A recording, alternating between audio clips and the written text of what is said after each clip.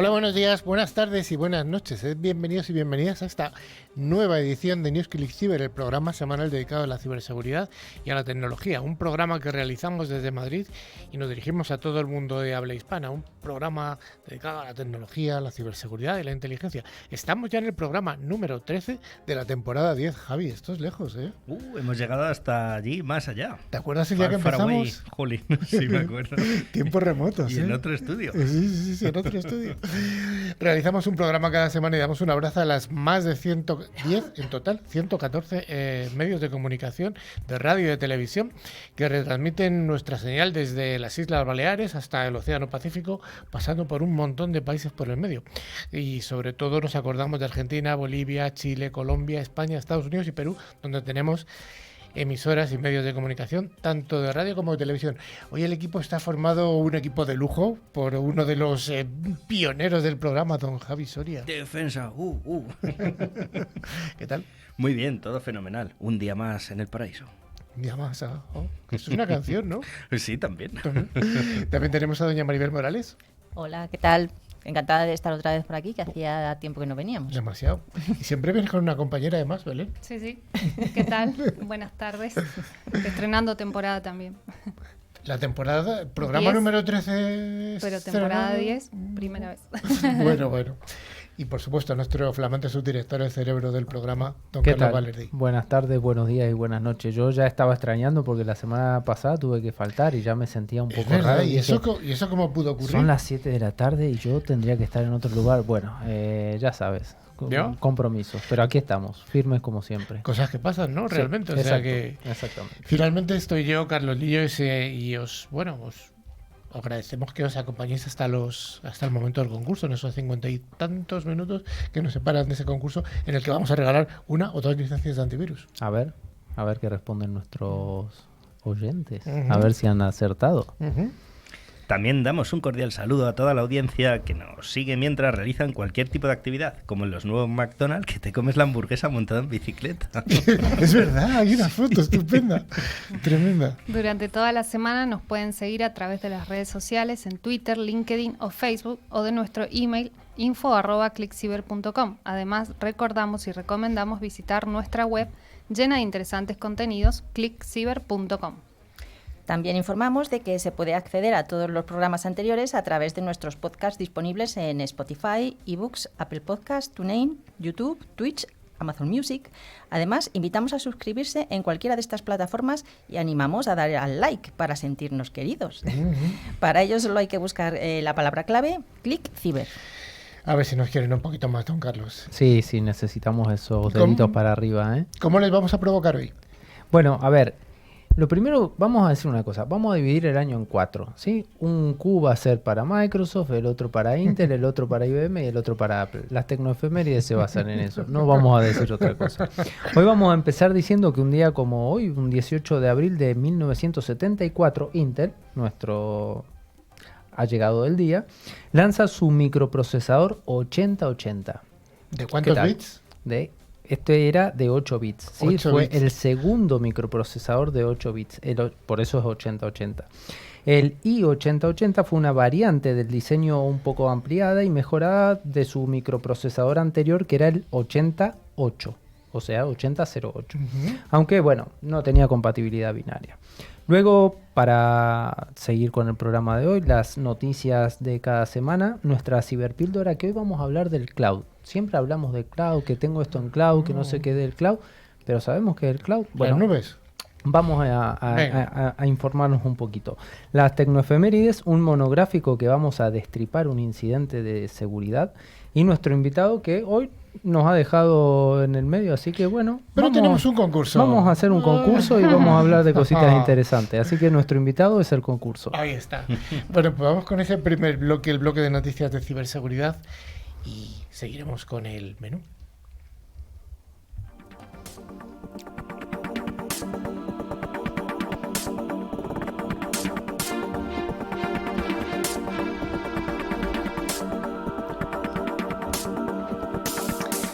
Empezamos las noticias, pero hay que recordar a todo el mundo que una de las noticias es una noticia falsa. Así que hay que estar atentos para sacarla y que luego cuando llegue la hora del concurso, alguien diga, yo me la sé. y que pueda concursar. Todas las semanas damos las gracias a F5 por traernos esta sección de noticias y recordamos que F5 es una empresa de seguridad y servicios de aplicaciones multicloud que además está muy comprometida con la creación de un mundo digital mejor y que ayuda a proteger y a optimizar todas las aplicaciones y API en cualquier lugar, es decir, en las instalaciones locales, en la nube o en los extremos. Y la primera de estas noticias que nos trae F5 nos dice que se han filtrado documentos confidenciales de Estados Unidos en Internet. ¿Qué nos cuentas, Maribel?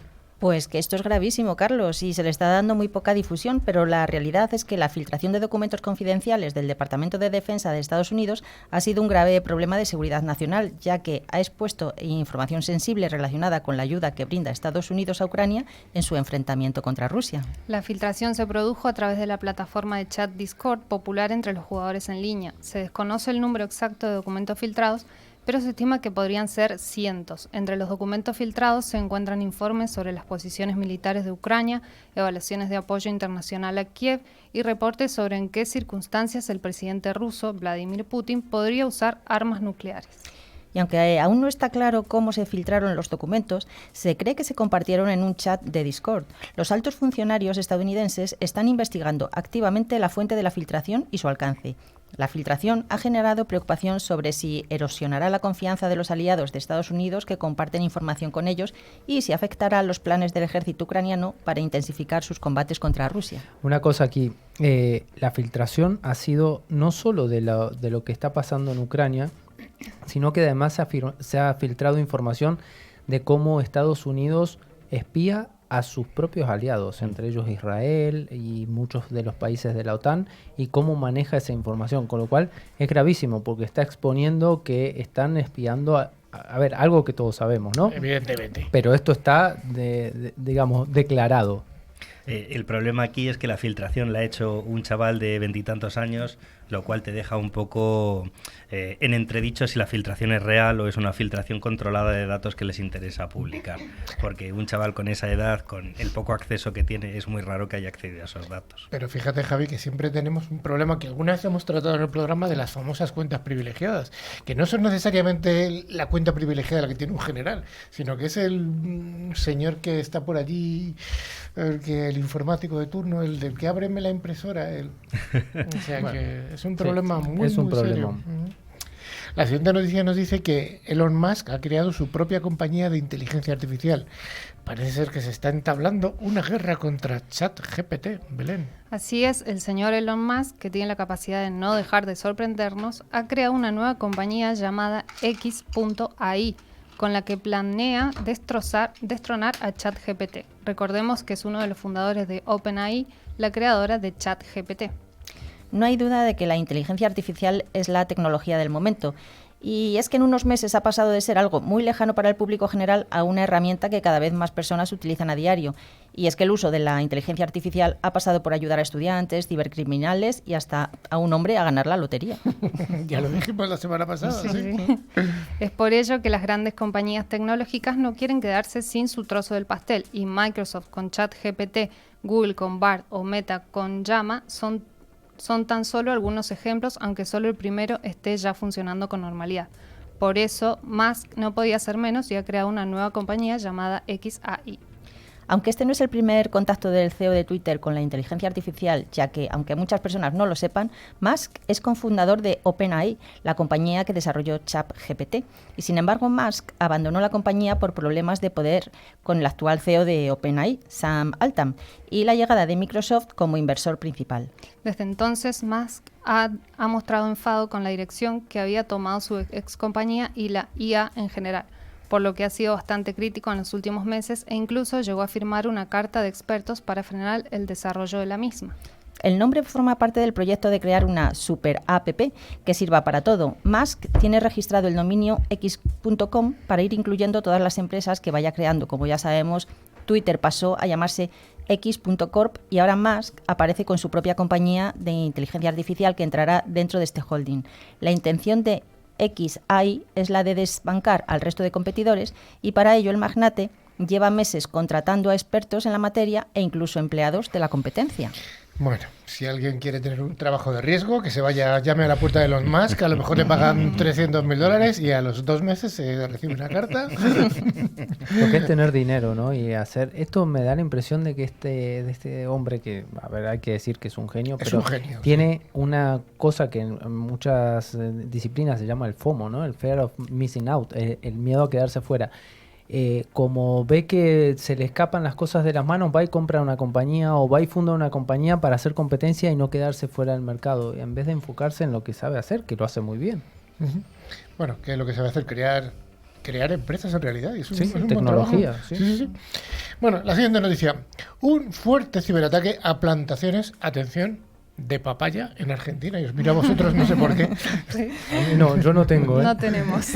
Pues mira, la plantación de papaya del señor García fue el objetivo de un ataque de piratas informáticos que intentaron controlar los sensores de riego con un satélite espía. Por suerte, los sensores estaban tan obsoletos que incluso los hackers no pudieron descifrarlos. Parece que el señor García, sin saberlo, había encontrado una forma infalible de proteger su cosecha de la piratería informática: usar tecnología anticuada. Los expertos recomiendan que los agricultores se actualicen a tecnologías más modernas y seguras y no confíen en la antigüedad como forma de protección contra la piratería informática. Quién sabe, tal vez la próxima vez que el señor García intente proteger su cosecha, decida hacerlo con una cerca eléctrica de la década de 1980. Bueno, pues una recomendación para el señor García. No sabemos el nombre, ¿no? No. García de No, Argentina. el señor García ha preferido que se mantenga oculto su nombre por seguridad, porque no es tan viejo. Bueno, se han detectado 60 aplicaciones de más de 100 millones de descargas en Google Play que están infectadas por un malware, Maribel. Atención a los usuarios de Android, ya que Google Play, que es la tienda de aplicaciones de Google, es un portal que conecta a los usuarios con los desarrolladores de apps, que a veces pertenecen a grandes compañías como Meta o Amazon, y otras veces son de personas independientes. Pero entre estas personas hay veces en las que se cuelan los ciberdelincuentes y suben apps para descargar en las que esconden algún tipo de virus para llevar a cabo un ciberataque. Eso es justo lo que ha descubierto el grupo de investigadores de la compañía de ciberseguridad McAfee, que tras analizar Google Play ha descubierto una biblioteca de software malicioso capaz de recopilar datos de los dispositivos infectados referida a la lista de aplicaciones que tienen instaladas o el historial de ubicación. Esta biblioteca, que recibió el nombre de Goldoson, habría infectado alrededor de 60 apps de la Play Store de Google, y lo que hace más preocupante a este descubrimiento es que en total estas aplicaciones habían sido descargadas más de 100 millones de veces antes de dar la alarma. El gigante tecnológico ha retirado algunas de ellas de la tienda de aplicaciones, mientras que otras siguen estando disponibles, debido a que sus desarrolladores han extendido un parche de seguridad que eliminaba la amenaza. Para estar infectado, el usuario solo tenía que descargar una de esas 60 apps, ya que automáticamente contactaban con un dominio de servidor remoto para instalar las configuraciones y parámetros que necesitaban para empezar a recopilar información. Según explican, las acciones más comunes de este malware era la de carga de anuncios maliciosos, la recopilación de datos de dispositivos, ubicación, listado de apps, direcciones Bluetooth o Wi-Fi y el envío de esta información a un dispositivo remoto. Interesante. Y ya una de las últimas nos dice que hay que tener mucho cuidado, ya lo habíamos dicho además, con los puertos de carga para el móvil en sitios públicos. Pues están últimamente en el metro, en autobuses, en un montón de sitios. El FBI está alertando de posibles hackeos. ¿A alguno le suena ver gente cargando sus móviles en el andén del metro o en el mismo metro o a veces en el café? Pues el FBI ha prevenido sobre el uso de estaciones de carga pública en lugares como centros comerciales, aeropuertos u hoteles, donde actores maliciosos pueden utilizar los puertos USB como una forma de introducir malwares en los smartphones, una práctica conocida como juice hacking.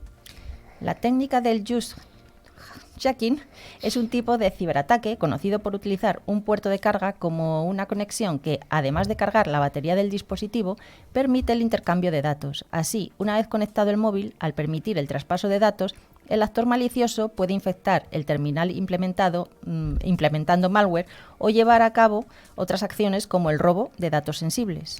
Es decir, con el juice hacking, los ciberdelincuentes pueden aprovechar que los usuarios conecten su dispositivo a estaciones de carga pública para manipular dichas acciones y obtener acceso de múltiples formas a dispositivos, ya sea introduciendo virus o software de monitorización.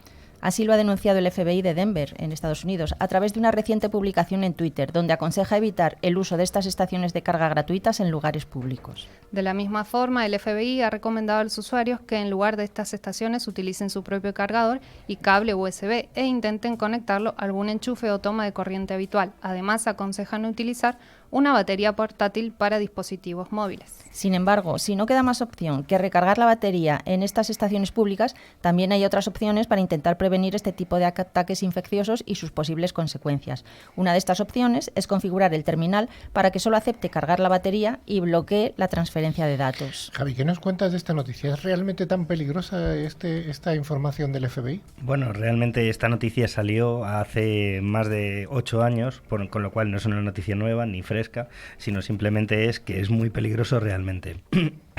Es sobre todo los teléfonos que tienen la parte de opciones de desarrollador habilitadas, directamente te pueden instalar cualquier cosa. Entonces, ¿qué es lo que hace la gente? Tiene una especie de condón cibernético que solo tiene los cables de electricidad, que es un cablecito distinto, que solo lo usan para ese tipo de cosas. Pero sí que es muy, muy peligroso. O sea, sería de alguna manera deshabilitar ciertos pines de ese conector. Los de transmisión y recepción de datos. Sí, al final pensemos lo que hablamos tantas veces, ¿no? El hacker apela a lo más básico del ser humano. Entonces, cuando uno va y conecta el puerto para cargar el móvil avisa si está habilitando la transferencia de datos. Y por definición le ponemos que sí a todo. El siguiente, bueno, aquí le ponemos que sí a todo. Tener, aunque sea esa mínima precaución, de decir, no voy a permitir el acceso a los datos, solo lo quiero cargar, o como decía Javi, configurar o tener un cable especial para que sea solo carga de la batería y nada más, ¿no? Belén, ¿qué nos cuentas sobre la inteligencia artificial que está descifrando ya? Esto me parece muy preocupante. Hasta el 51% de las contraseñas en menos de un minuto. Así es. La inteligencia artificial PassGAN puede cifrar el 51% de las contraseñas comunes en menos de un minuto. Home Security Hero, compañía de ciberseguridad, realizó un estudio para conocer el tiempo que tarda el descifrador en saber las credenciales según los caracteres, números y símbolos que tengan, así como las combinaciones de todos ellos. Estas herramientas utilizan una red adversa generativa para aprender de forma autónoma las contraseñas existentes gracias a las filtraciones. Además, se ejecuta en una red neuronal porque se diferencia de los programas habituales de adivinación. Para conocer la eficacia de esta inteligencia artificial, Home Security Heroes analizó más de 15 millones de contraseñas comunes, aunque excluyó aquellas que superan los 18 caracteres y que no alcanzan los 4 caracteres en total. Según sus cálculos, necesitaría 6 trillones de años para descifrar una contraseña con más de 18 caracteres. Aquellas credenciales que no tienen tanta seguridad las adivina en menos de un minuto. Es capaz de saber contraseñas con 7 caracteres y símbolos en tan solo 6 minutos. Reconoce de forma instantánea las credenciales escritas con 7 letras en minúsculas. Conoce rápidamente las contraseñas con hasta 5 caracteres y solo acierta un total de 6 caracteres en el caso de que la credencial tenga una combinación de letras mayúsculas, minúsculas y números. Está claro que a la vista de esto, Belén, ¿qué recomendación tendríamos que dar para utilizar contraseñas? Bueno, nosotros y Home Security Heroes recuerda que cuanto más segura sea una contraseña, menor será la probabilidad de que los ciberdelincuentes o los sistemas de inteligencia artificial puedan descubrir. A veces la seguridad depende de la longitud. Por ende, la compañía de ciberseguridad propone no utilizar menos de 15 caracteres, tener al menos 2 letras, mayúsculas y minúsculas, así como números y símbolos, evitando en todo caso patrones obvios. Además, recuerda cambiar la contraseña cada 3 o 6 meses. Pues vamos ya con la última noticia. Es una noticia que vamos a desarrollar un poquito, que me parece curiosa. No es una noticia falsa, ya lo anticipamos, y es que robots jubilarán a los agricultores, plantando más de 6.000 semillas, en solo 3 segundos, Maribel. La robótica tiene cada vez más presencia en el campo. De hecho, desde hace tiempo los agricultores recurren más a estas máquinas para solucionar la escasez de mano de obra y satisfacer la creciente demanda de alimentos. Por ejemplo, en España se han visto algunos que pueden recoger frutas o dispositivos para regar gastando hasta un 70% menos de agua.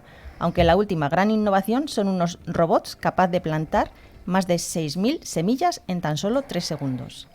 John Deere, un importante fabricante de maquinaria agrícola, ha desarrollado recientemente una tecnología que han denominado Exact Shot, que la compañía está utilizando en una serie de robots eléctricos y que permite plantar y fertilizar semillas con una gran precisión, rapidez y eficacia. una herramienta que se ha diseñado especialmente para hacer frente a la creciente demanda de producción de alimentos. Presentada al mundo durante la pasada edición del CES 2023, que se celebró en la ciudad estadounidense de Las Vegas, esta nueva tecnología tiene el objetivo de ayudar a los agricultores a ser económica y ambientalmente sostenibles.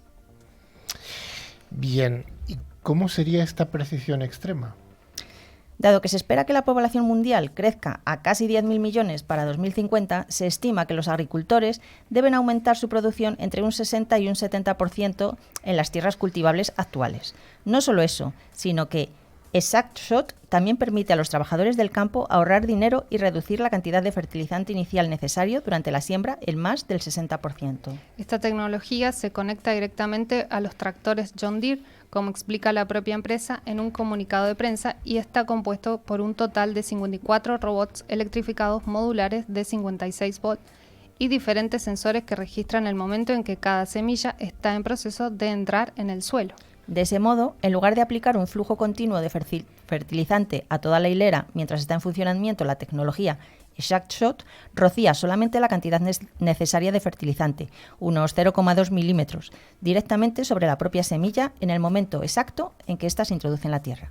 Esta tecnología inteligente también permite al agricultor introducir parámetros de dosificación, y el propio robot mide la velocidad y las condiciones de funcionamiento. Una de las principales bondades de ExactShot es que posee la capacidad de plantar hasta 6.000 millas en apenas 3 segundos con una precisión extrema. El funcionamiento es sencillo. El sistema de aspiración arrastra las semillas y la velocidad de desplazamiento del vehículo, junto con el cepillo, crea una caída muerta para que las semillas se coloquen exactamente en el punto en el que deben ir. Bien, exactamente, pero si hay fallos, ¿cómo se detectan?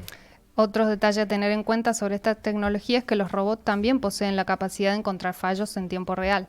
Además, si se produce una avería, el sistema inteligente electrificado es lo suficientemente modular como para que puedan sustituirse piezas de forma individual y hasta el propio robot entero si fuera necesario. Los agricultores también tienen acceso a una herramienta mediante la cual pueden desde consultar los datos geoespaciales hasta hacer cada pasada por el campo que sea más inteligente. Y es que para la propia compañía la producción y la automatización son fundamentales para hacer frente a la escasez de mano de obra, y las ventajas de tiempo de cultivo están cada vez más ajustadas. En ese sentido, ExactShot es una tecnología que puede ayudar a estos profesionales a producir más con menos y abordar los desafíos del cambio climático de manera más sostenible. Bueno, esta es una noticia de tecnología, evidentemente no es de tecnologías de la información, pero sí que nos parece de vez en cuando interesante contar que la tecnología no solamente ayuda con tecnologías de información, sino que es que el gravísimo problema que tenemos en la Tierra es la alimentación. Entonces, cualquier noticia en el que alta tecnología sea capaz de ayudar a la humanidad, creo que tiene cabida en el programa. Bueno, al final esto un poco de tecnología de información también tiene, porque pensemos que toda esta robótica aplicada, en este caso al agro y a la generación de alimentos y demás, también se basa en el aprendizaje que tenemos de cómo cultivar, cuáles son las mejores épocas, el mejor riego, los mejores fertilizantes y demás. Todo eso es un bagaje que tienen las empresas para poder desarrollar este tipo de tecnologías y hacerlo tan eficiente. Pensemos en cuando apareció el tractor en el campo, ¿no? Uh-huh. Y yo te pregunto, Javi, tú como experto de OT que eres, además eres el gerente de OT de ClickCiber, entiendo que esto también lleva asociado unos riesgos de ciberseguridad para esas máquinas que por supuesto pueden ser hackeadas, en este caso de John Deere, que va a ser el fabricante, ¿no? Hombre, piensa que en lugar de plantar 6.000 semillas, plantas 6.000 cacahuetes, o le metes más fertilizante o no le metes fertilizante. O estropeas directamente, ¿no? Uh-huh. Puede ser peligroso. Uh-huh. Muy peligroso. Muy peligroso. Bueno, pues hasta aquí estas noticias en las que ha habido de todo, hasta de agricultura.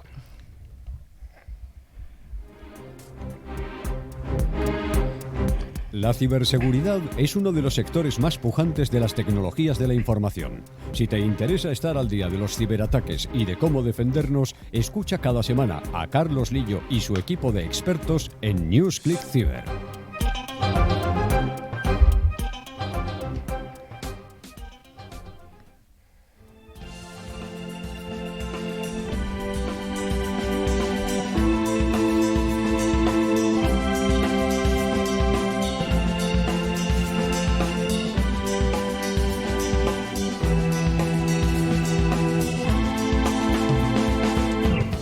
Gracias a empresas de alta tecnología, como es el caso de Alot, cada semana en Newsclick Cyber os traemos nuestra ciberpíldora para aclarar distintos conceptos tecnológicos.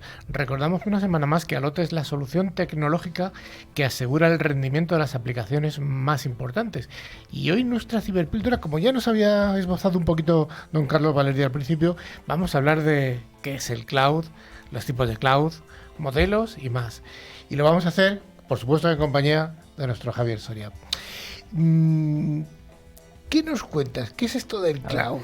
Vamos a ver. Venga. Muchas veces escuchamos que nos dicen, tengo esto en el cloud, o me voy a llevar estas aplicaciones al cloud, o no quiero trabajar en el cloud, las administraciones públicas. Primero que nada, ¿la gente sabe desde cuándo trabajamos en el cloud? Por ejemplo, desde que comenzó Hotmail o Yahoo Mail, ya teníamos nuestro correo en la nube. Sin embargo, eso nadie lo percibía en ese momento porque no se hablaba tanto del cloud. Entonces, como nosotros estamos muy acostumbrados a hablar de esto y vivirlo en el día a día, ¿qué te parece, Carlos, si le contamos a la gente un poco más de qué es el cloud para que también le pierdan un poco el miedo a todo esto? Yo creo que hay que dar un repaso, merece la pena. Ok, entonces vamos a empezar diciendo lo siguiente y Javi nos va a ir acompañando también con esto.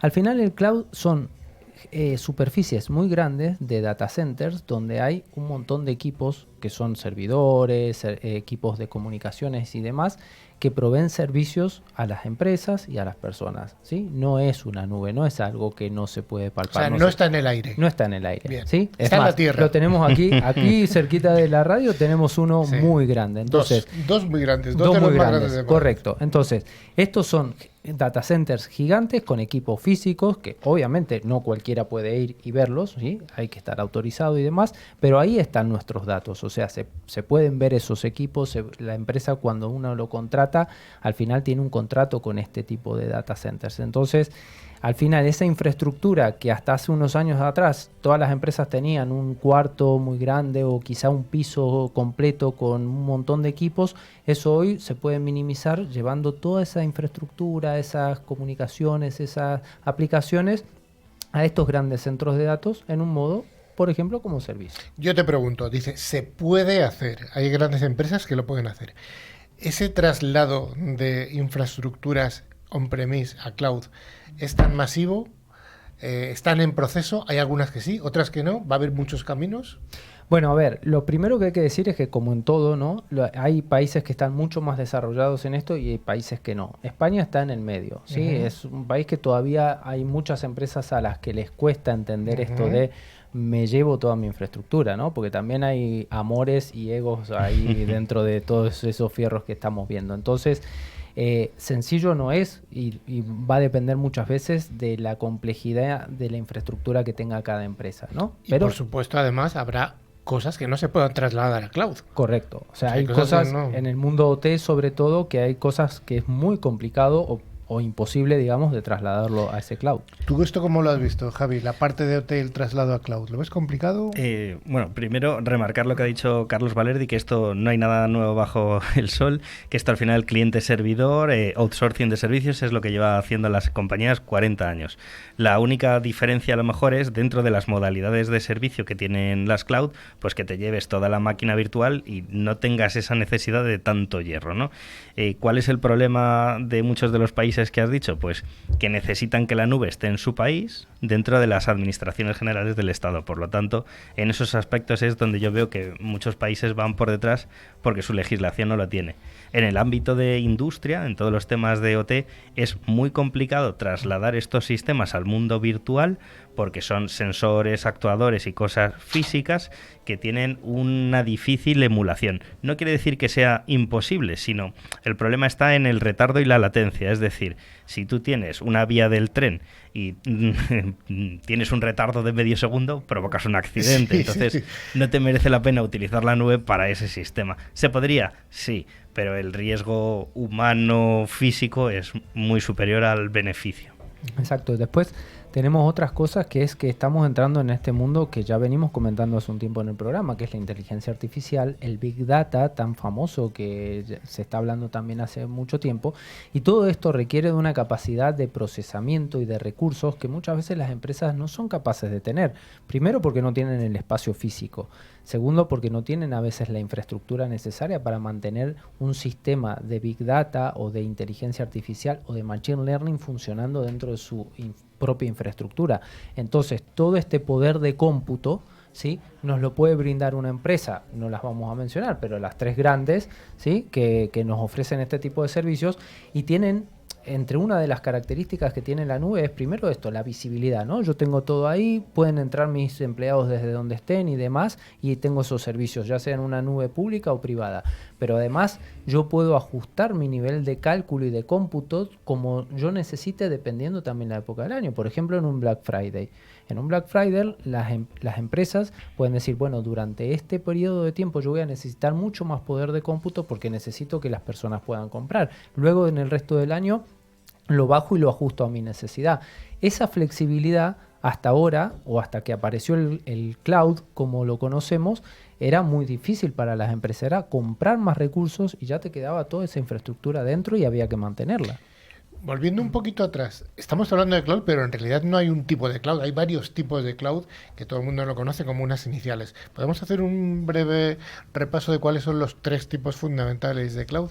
Sí, bueno, los modelos estándar, que luego hay muchos modelos híbridos, son el SaaS, software como servicio, el PaaS, plataforma como servicio, y el IaaS, infraestructura como servicio. Bajo tu punto de vista, ¿cuál de los 3 modelos tiene más éxito o directamente están repartidos? Es que depende mucho del tipo de servicio que tengan las empresas. ¿Podríamos dar algún ejemplo de SaaS? Sí, por ejemplo, el software como servicio al final son todas los e-commerce, las tiendas online. Al final la plataforma no es tuya, el servicio muchas veces tampoco, simplemente es el software. Por ejemplo, Dropbox sería un SaaS. Bueno, un software como servicio. Y sobre todo la parte de servicios de otras empresas que tú subcontratas dentro de la tuya, como por ejemplo una plataforma de pago, sería un buen ejemplo de un PaaS. Incluso yo creo que hay algunos bancos que compran plataformas directamente de modo SaaS. O sea, un banco pequeñito de implantación en un nuevo país compra una plataforma y... Eso es. Luego la IaaS, que es la infraestructura como servicio, esto permite que las empresas puedan llevar todo esto que dijimos anteriormente, ¿no? No solo la virtualización de sus servidores, sino también sus redes, sus servicios, su ERP, si lo tuviera, su CRM y demás, todo lo puede llevar ahí. Y luego tenemos la PaaS, que es la plataforma como servicio, que es una nube que permite que las empresas puedan ahí colgar o poner su aplicación, ¿sí? Una aplicación que sea propietaria de una empresa o un e-commerce con una aplicación propia y demás, la pueden colgar y aprovecharse de esos servicios de nube que mencionábamos. Al final el dimensionamiento físico de las empresas debido al PaaS, el PaaS hace que todo sea mucho más sencillo. No tienes que gestionar correctamente la wifi, no tienes que gestionar el cableado, no tienes que tener un rack gigante. Cualquier tipo de empresa con ordenadores sencillos y una red casi doméstica es capaz de tener flexibilidad y crecer desde una pyme a una empresa gigante. Javi, está muy de moda en algunos proveedores de servicios de cloud hablar del Virtual Data Cloud o Virtual Data Center. ¿Esto dónde lo englobarías tú? Pues un poco en todo, porque al final en el PaaS, sobre todo en la plataforma, porque justo es lo que te estaba diciendo, tú tienes una serie de servicios, una serie de cosas en tu empresa y no tienes dinero para contratar miles de personas, entonces estableces un servicio básico mínimo, una red mínima y lo virtualizas todo en una plataforma como servicio. Bueno, también hay que mencionar que en estas diferencias que tenemos entre las cloud, también tenemos lo que son las cloud públicas, las cloud privadas y las cloud híbridas, ¿sí? Que bueno. Entonces, ¿qué pasa con las cloud públicas? Las cloud públicas son las más conocidas, ¿no? De estas empresas que hemos mencionado. Bueno, donde vamos a mencionarlas claramente. Yeah. Amazon, Google y Microsoft. Ya está. Entonces, Alibaba también. Bueno, Alibaba también tiene lo suyo y demás. Pero al final estas empresas lo que permiten es que uno fácilmente desde una marketplace pueda comprar esos servicios, ¿no? Dice, bueno, me levanto mi plataforma, me compro un servidor de SQL, me compro un servidor de Windows y armo la infraestructura. Esto es una cloud pública. La cloud privada ya es un poco más ajustada, ¿no? A las necesidades a veces de las empresas más pequeñas que no pueden estar pagando los servicios que tienen una cloud pública. Entonces contratan ciertos recursos dentro de un data center específico, y esos recursos es muy difícil que se muevan durante el tiempo, ¿sí? Y luego la cloud híbrida, que al final es un poco de las dos, ¿no? Las empresas van a manejar sus recursos en base a lo que necesiten. Hombre, en muchos casos las cloud privadas son utilizadas para dar interservicios y no estar publicados a Internet, aunque realmente lo estén.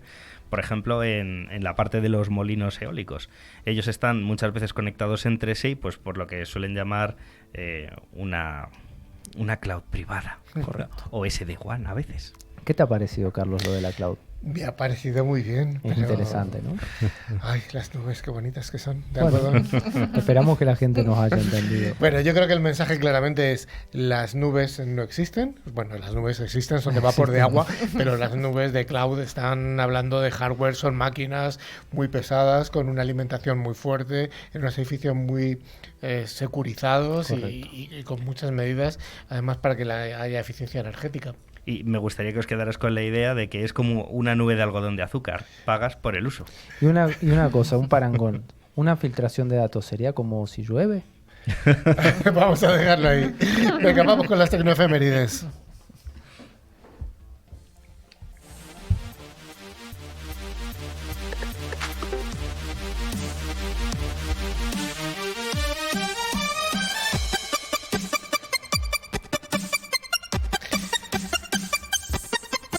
Como en todos los ámbitos, en las tecnologías de la información pasan cosas todas las semanas, y gracias a 3Micro, que todas las semanas nos trae esta sección. 3Micro, recordamos que además es un fabricante con una solución amplísima en el mundo OT. Vamos a hablar de las tecnoefemérides. Las tecnoefemérides, que ya sabemos que siempre recurrimos al cerebro privilegiado de don Carlos Valerdi, pero hoy lo voy a repartir en una cloud aquí de 4 cerebros que tenemos aquí. Así que voy a empezar por el cerebro de Maribel. Venga. Maribel, vamos a ver. Una semana como esta, en 1944, ¿qué ocurrió? Pues mira, el 17 de abril de ese año que dices, 1944, James Conant, presidente de la Universidad de Harvard, envía una carta de felicitaciones a Thomas Watson, el fundador de IBM, donde explica que el Harvard Mark I está en marcha y funcionando sin problemas. Toma ya. Y en 2009, también el mismo día, un tribunal de Estocolmo condenó a los 4 responsables del portal de Internet sueco de Pirate Bay a 1 año de cárcel y el pago de una indemnización de 30 millones de coronas, es decir, 2,7 millones de euros, por violar los derechos de propiedad intelectual. Toma ya, una buena y una mala. Venga, Belén, ¿qué nos cuentas del año 1975? Más exactamente, el 16 de abril, Sony lanza el Betamax. Este formato fue pionero en el mercado de la videograbación casera.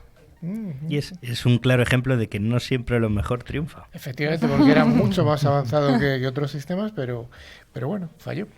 Y don Carlos, en ese cerebro tuyo que tienes en el 2004. Mira, me he venido con el ya sabía, para ir ya. al pasado si es necesario. A ver, el 15 de abril de 2004, Tim Berners-Lee, reconocido como el padre de la World Wide Web, que lo habíamos mencionado en otra tecnoefeméride, es declarado como el primer ganador del premio de tecnología del milenio de Finlandia, en reconocimiento, por supuesto, a sus contribuciones al desarrollo de la World Wide Web, que es la triple W, ¿no? Con los buscadores de que se Internet. desarrolló en el Centro Europeo de Tecnología Nuclear. O la triple W, como decimos en Latinoamérica. No, es una V. Bueno, de las dos formas se entiende. Venga, Javi Soria, vamos a ver.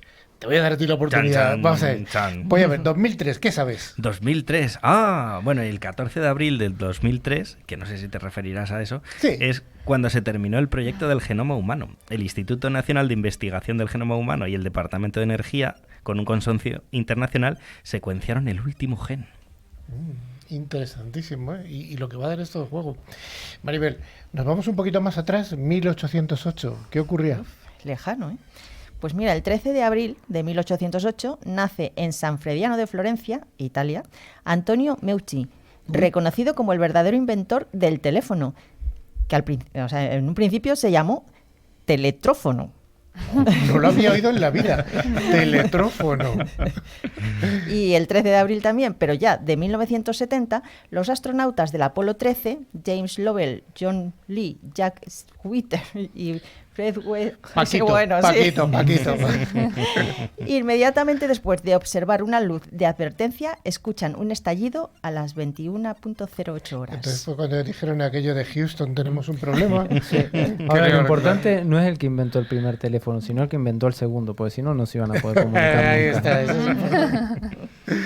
Bueno, Belén, venga, vámonos un poquito más hacia acá, hacia el año 1976. Más exactamente, el 12 de abril, Ronald Wayne, uno de los 3 cofundadores de Apple Computer, abandona la compañía a solo 11 días de haberse creado la empresa. Renunció a su 10% de cuota por $800. Sus nietos A ver, te- Javi Soria, no seamos melón. Si creamos dentro de nuestra empresa una empresa que le llamamos Melón Computer, por ejemplo, no te vayas con el 10%. Los nietos de este hombre, ¿qué estarán pensando, no? Hombre, se metieron a hacer pelis, ¿no es John Wayne? Sí. Bueno, pues interesantísimos estas tecnoefemérides y vamos con el último bloque del programa, el monográfico.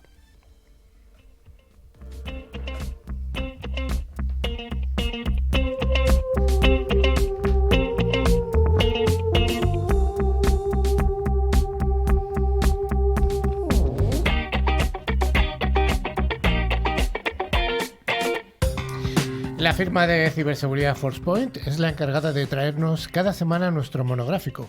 Forcepoint es el fabricante líder en seguridad convergente que tiene un amplísimo catálogo de soluciones en ciberseguridad. Y vamos a hablar hoy de algo que también es un tema que se ha hablado en el programa, que me parece muy interesante volver a retomarlo. Estamos hablando ni más ni menos que lo que es un análisis forense, por supuesto, de ciberseguridad. No estamos hablando de los médicos. Pero siempre hay cadáveres. Bueno, siempre hay cadáveres, pero son cadáveres informáticos, ¿no?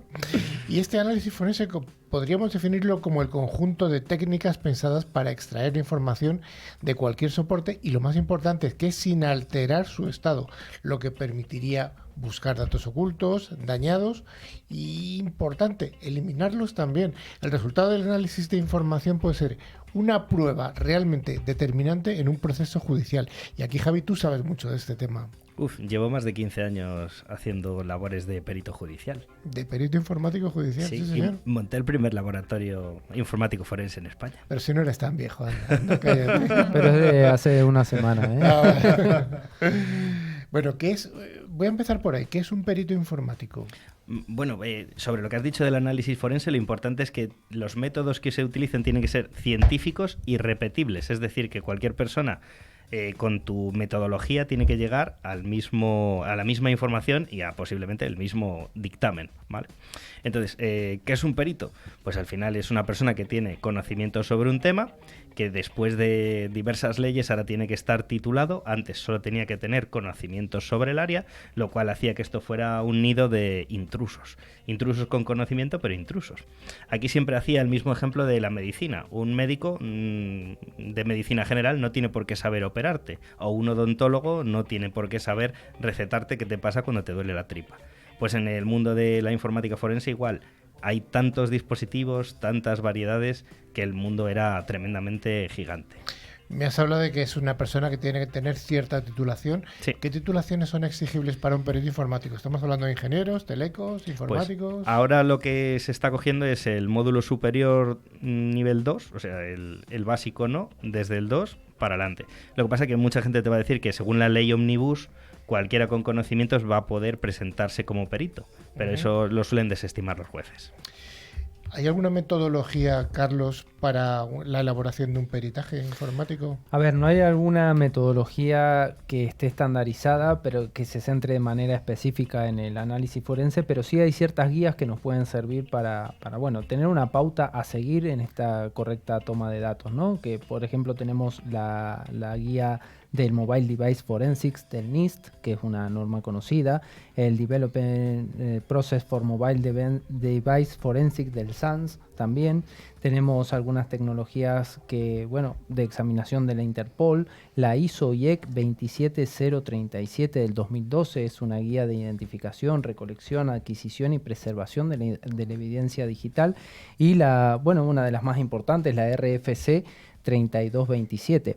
Hay que mencionar también, con lo que decía Javi, que es muy importante la labor del perito aquí, no tanto las herramientas, y corrígeme Javi si me equivoco, no es tanto qué herramientas tengo yo para hacer ese análisis, sino cómo interpreto los datos que aparecen de esa herramienta, porque al final esa custodia de la prueba tiene que ser íntegra. No puedo cambiar un metadato en un fichero por un error, no puedo pasar un fichero a un dispositivo y que algo cambie o ensuciar esa prueba, porque perdería toda la trazabilidad de lo que ha ocurrido. Esto al final también tiene un paralelismo muy similar con la medicina forense, ¿no? Eso es. Aquí al final lo que tenemos que tener claro es el perito informático es el que tiene el conocimiento, hace un informe donde solo están los datos, que no se ha tocado nada, y esos datos tienen que tener cadena de custodia e integridad, es decir, tú solo eres un mero observador que clona los datos y los plantas en un informe. Y aquí lo que tiene parte de tu sesgo o tu valoración es el dictamen. El dictamen es lo que defiendes delante de un juez. Le das el informe con los datos que todos ven y luego tú dices, yo opino que con estos datos esto es lo que ha ocurrido. Mira lo importante que es esto, que si recuerdan hace un tiempo de atrás tuvimos un invitado que nos habló de análisis forense desde Argentina y nos contó una situación donde se equivocaron al anotar el email del teléfono que estaban peritando. Al no coincidir el email con la prueba ya presentada, esa prueba se desestimó. Y el acusado quedó libre. Eso es. Normalmente es un defecto de forma, la prueba no es, entonces... Volviendo al tema de la importancia, ¿cuáles serían las dos cosas más importantes sobre esto que podríamos llamar la cadena de custodia, ¿no? La cadena de custodia al final es dónde has cogido la información, con qué metodologías, esa prueba dónde ha estado guardada, porque imagínate, tú coges un teléfono, coges un disco duro, no dices dónde lo has cogido ni quién te ha visto hacer las cosas, lo manipulas y es otro. Entonces lo que normalmente se hace es al clonar los datos, que no es copiar, porque al copiar modificas datos, es clonar, realizar una copia idéntica, lo tienes que hacer delante de un fedatario público. En España normalmente es un notario. Lo que pasa es que, pues, 20 horas clonando algo, pues que cierras la habitación, el notario da fe y os vais los dos y el día siguiente volvéis. Pero sobre todo es, en ese momento dices, en este sitio, a esta hora, he hecho esto con esta persona de testigo y toda la información tiene que estar grabada y puesta en esa cadena de custodia. Y yo te pregunto, ¿un notario va a aguantar 20 horas mirando un equipo? No, por eso digo que se deja el dispositivo haciendo su magia, encerrado en una habitación. Claro, pero el notario da fe que no ha entrado nadie y normalmente hay cámaras. Pero qué importante que es la diferencia que has mencionado, Javi, entre hacer una copia y hacer un clonado de la información. Porque al final clonar la información es mantener la prueba tal y como la encontré. Hacer una copia ya cambia todo. Exacto. Ya nos cambia todo. Y no solo copias los datos de acceso, que es importante para muchos casos, sino que si han borrado datos, al copiar no te llevas lo que han borrado. Al clonar sí, te llevas lo actual y lo que ha habido todas las anteriores veces. Importante, lo que estáis remarcando, no es lo mismo copiar que clonar. Eso es. No es lo mismo. No. En biología es lo mismo, no es lo mismo un mellizo que un gemelo. Bueno, ¿cuáles serían las fases de un proceso forense típico? Bueno, todas llevan, de todas estas metodologías que ha nombrado Carlos, todas llevan estas 5 fases, ¿no? Preservación de la evidencia, siempre. Foto, dónde estaba, qué es lo que se ha hecho, esa continuidad, o sea, que esté todo etiquetado en sus sitios, jaulas de Faraday para que no les interfieran las señales, ponerlo en modo avión, todo preservado. Luego hay que adquirir esa evidencia, es decir, hay que clonar esa información. Una vez que la has clonado, pues la analizas con unas metodologías y unas cosas, lo que decía, científicas y repetibles. Después elaboras tu documento, tu informe, y luego pues lo presentas en un juez o al cliente. Y ahora te pregunto por la importancia de esa presentación de la documentación. Sí. Entiendo que aquí la mayoría de las personas que están actuando como peritos informáticos son gente con una formación razonable y entiendo que debería tener ciertas habilidades lingüísticas, saber expresar lo que quiere decir, porque está hablando con unas personas que son de un ámbito totalmente diferente, que son de un ámbito judicial y tienen que entender muy bien lo que está diciendo. Eso es. Tú al final eres el representante técnico y se lo tienes que comentar a personas que no son técnicas. El informe técnico ya está ahí, no te tienes que lucir. Lo que tienes es que saber transmitir conceptos complejos de manera sencilla con cosas que ellos puedan entender. Entonces al final no solo es expresarte bien, sino ser capaz de hacer analogías muy sencillas, entendibles por todo el mundo. Esto es importante también mencionar que siempre hablamos de la educación, ¿no? ¿Cuánto van a tener que formarse jueces, fiscales, abogados y demás en temas de tecnología, de ciberseguridad y de este tipo de cosas? Porque al final van a tener que entender, más allá de que tengan sus peritos y sus técnicos que les traduzcan de alguna manera esta información que estás mencionando, Javi, pero también es importante que ellos intenten entender de qué se trata todo eso, porque al final es una prueba, la prueba es fáctica, pero después el juez tiene que tomar una decisión sobre todo lo que le has contado, ¿no? Bueno, yo durante más de 10 años pensé lo mismo que tú y al final decidí pensar otra cosa, porque está muy bien que la gente sepa de todo, pero es muy complicado que tú traslades ese conocimiento a personas que a lo mejor han estado 10 años aprendiendo leyes. Entonces al final tú eres esa figura auxiliar que les ayudas y les tratas de convencer. Yo en muchos casos he visto juicios ganados y perdidos por la confianza que expresaba el perito en lo que decía, aunque estuviera diciendo tremendas tonterías. Entonces hay una persona normalmente en los juicios que lo que mira es tu lenguaje no verbal. Entonces si estás nervioso, si te contradices, si dices cosas, da igual que tu informe sea perfecto, directamente le dice al juez, este hombre o esta mujer tiene patrones no verbales extraños y tu prueba queda... descarta. Javi, ¿impone a un informático o a un teleco estar en un juzgado con un ambiente totalmente distinto, en una silla especial? Bueno, de silla nada, estás de pie. Pero sí, o sea, sí, yo los 5 primeros juicios fueron terribles. Titubeé, dije tonterías, me llamaron por mi nombre, no me levanté, o sea, dije bromas que no tenía que decir. Bueno, eso es habitual, ¿no? Pero en lugar de decir su señoría, no sé qué, bueno, en fin. Sí. Su Alteza, ¿no? Por ejemplo. No, dije una cosa que se le dice a los militares en lugar de su señoría. Bueno, sí, los 5 o 10 primeros juicios fueron terribles, pero no solo para mí, para todo el mundo. Para todo el mundo, sí, sí. Y luego, sí que me gustaría preguntaros a los dos, ¿cuáles son las preguntas que deben estar resueltas por parte de un perito? O sea, el cómo, el qué, ¿de qué estamos hablando? Lo principal es ser muy aséptico. Estos son los datos, estos son los hechos. Y después hay un apartado final de conclusiones en los cuales dices, con estos hechos hay una razonable manera de pensar que en un porcentaje muy alto esto es lo que ha ocurrido. Nunca puedes decir qué es lo que ha ocurrido porque puede que te falten datos o no lo hayas examinado correctamente. Entonces siempre añades la coletilla esta de tu leal saber y entender. Es decir, pues con los conocimientos que tengo, si soy tonto y llego aquí, pues es que soy tonto. Claro, también hay otra cosa que es muchas veces, y lo hemos visto no hace mucho con Apple inclusive, que a veces tenemos la prueba, tenemos el teléfono, por ejemplo, vamos a hablar de un iPhone, y no lo podemos abrir, ¿no? ¿Cómo hace un perito, Javi, te pregunto, cómo hace un perito en un caso donde no puede acceder a ese teléfono porque está bloqueado y la compañía, en este caso Apple, dice, yo tengo que resguardar la información de la persona, entonces yo no doy acceso a eso? Pasó hace un tiempo con un teléfono de un terrorista, ¿no? Y Apple se negó a abrir el teléfono del terrorista. Entonces, ¿cómo hace un perito? Porque al final es una prueba el teléfono, quizá la prueba fundamental. ¿Cómo actúa en ese caso? Bueno, antiguamente Apple no daba esa información. Posteriormente ya sí la ha acabado dando. En aquel momento, ¿qué es lo que hacía? ¿Qué es lo que hacíamos? Utilizábamos herramientas que tenían diversa parte de hacking para hacer un bypass de esa contraseña, las cuales existen ahora y en casi todos los modelos, casi todos, se puede realizar. Herramientas como Celebrite, Mobile Edit, directamente en muchos de estos casos te desbloquean el teléfono. Pero cuando eso no se podía hacer, lo que se le decía al juez es un suplicatorio, por favor pídele que te dé la contraseña. Entonces, a veces te la daban, otras no. Si no te la daban y no eras capaz de pasar la contraseña, pues no tenías prueba. Bueno, ¿alguna consideración adicional antes de cerrar el monográfico que me ha parecido muy interesante? ¿Alguna anécdota que quieras y puedas contar? Bueno, en uno de los juicios creé una cátedra de informática forense y llegué a un juicio y yo no recordaba quién era el perito contrario. Y cuando empiezan a decir los títulos que tiene, yo había sido su profesor. Entonces, cuando me pregunta el juez, ¿y tú qué títulos tienes? Y digo, pues yo he sido el profesor de ese perito y le suspendí.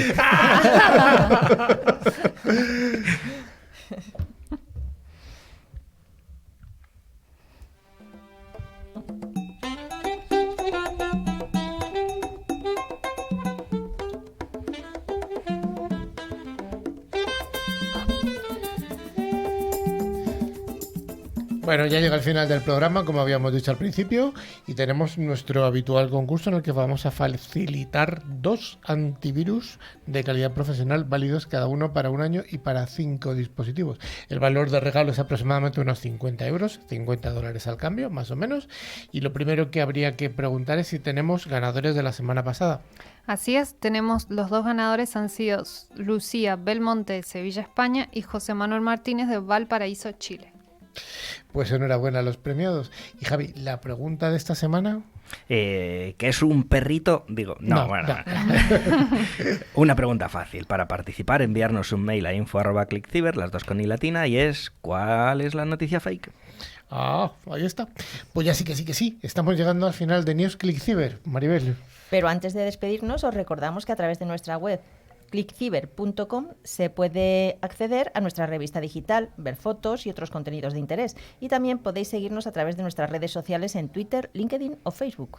Finalmente, recordamos que a través de todas las plataformas de podcast pueden escuchar tanto este como los programas anteriores que están disponibles en ebooks, Spotify, TuneIn, YouTube, Twitch, Amazon Music, buscando la palabra clave ClickCiber y dándole al like, por favor, ese like. Por favor, ¿hay alguien que no le haya dado al like? Yo creo que porque todavía hay muchos que no nos han visto, pero ya estamos saliendo por televisión. Pero no te han visto la camiseta de ¿No DeLorean? han visto mi DeLorean? Bueno, que lo vean. Pero ahora que nos pueden ver por televisión también, yo creo que los likes van a volar. Si nos envían los screenshots de 10 likes o 10 corazoncitos, les damos un antivirus, ¿no? Y que nos digan cuál es el peinado favorito. Vamos a ponerlo más alto, alto.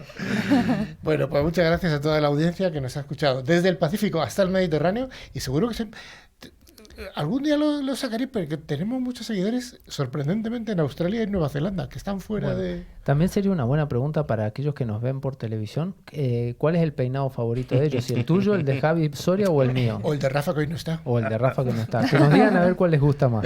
Venga, muchas gracias a todos y nos vemos y nos escuchamos aquí en 7 días en News ClickCiber, vuestro programa preferido de tecnología. Adiós. Hasta Adiós. luego.